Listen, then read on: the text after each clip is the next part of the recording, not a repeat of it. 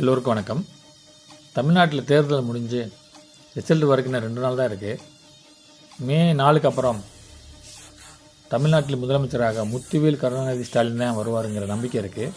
அப்படி வரும்பொழுது முதலமைச்சர் ஐயா அவர்களுக்கு தமிழ்நாட்டு மக்களின் சார்பாகவும் என்னுடைய சார்பாகவும் 3 முக்கியமான கோரிக்கை வைக்கலாம்னு இருக்கேன். அது முதல் கோரிக்கை என்ன அப்படின்னு கேட்டிங்கன்னா, மது.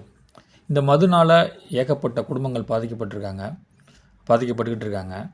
அதனால் இந்த இந்த டாஸ்மார்க் இந்த மதுனால் அதை எப்படி கட்டுப்படுத்தலாம், எப்படி வரையறுக்கலாம் அப்படிங்கிறத வரையறுத்து அது உடனே மூடிட முடியாது. அது என்ன பண்ணலாம் அப்படின்னு கேட்டிங்கன்னா, வாரத்தில் முதல் நாள் கடை அடைச்சிடலாம்.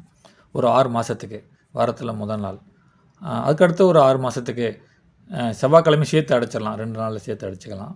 அப்படி ஒரு 6 மாதத்துக்கு இப்படியே படிப்படியாக கொண்டு போனோம்னா, வாரத்தில் கடைசி நாள் ஒரு சனியும் ஞாயிறு மட்டும் கடை இருக்கிற மாதிரி பார்த்துட்டா இப்படியே ஒரு 2.5 வருஷம் போயிடும். இந்த 2 வருஷத்துக்கு அப்புறம் மீத இருக்க அந்த 2.5 வருஷத்தில் அந்த 2 நாள் மட்டும் கடை இருக்கிற மாதிரி இருக்கும்.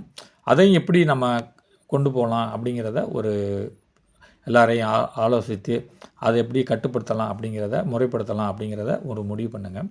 2வது, கடுமையான சட்டங்கள் நிறைவேற்றுங்க. 2வது கோரிக்கை கடுமையான சட்டங்கள் நிறைவேற்றணும்.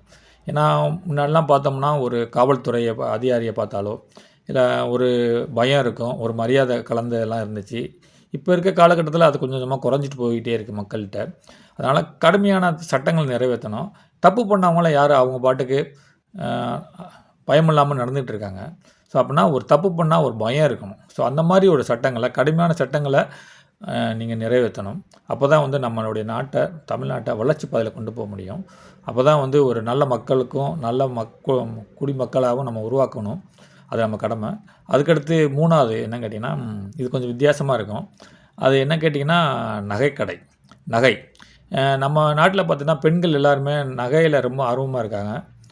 அது அவங்க ரொம்ப கஷ்டப்பட்டு உழைச்சி சம்பாரித்து அந்த ஆணாக இருக்கட்டும் பெண்ணாக இருக்கட்டும் தன்னுடைய குழந்தைக்கு எப்படியாவது ஒரு கல்யாணம் பண்ணுறதுக்கு நகையை வாங்கணும் அப்படிங்கிறது ரொம்ப கஷ்டப்பட்டு நகைகளை வாங்குகிறாங்க.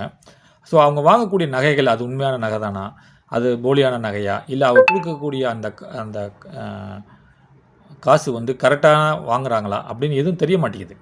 ஸோ அதனால் என்ன பண்ணலாம் அப்படின்னா, அது ஏன் தமிழ்நாடு அரசு நகைக்கடைன்னு ஆரம்பிக்கக்கூடாது அப்படிங்கிறது என்னுடைய கோரிக்கை. அப்படி ஆரம்பிக்கிற பட்சத்தில் தமிழ்நாடு சார்பாக தமிழ்நாடு நகைக்கடைன்னு ஒன்று ஆரம்பிக்கலாம்.